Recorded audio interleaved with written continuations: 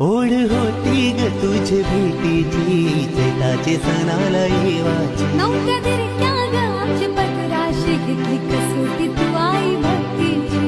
तुझ्यावर होती श्रद्धा माझी जत्रेला नेल मन आई माझी भावरातीला दोन्ही जाण्यामध्ये सोय केली दोन्ही खर्चीची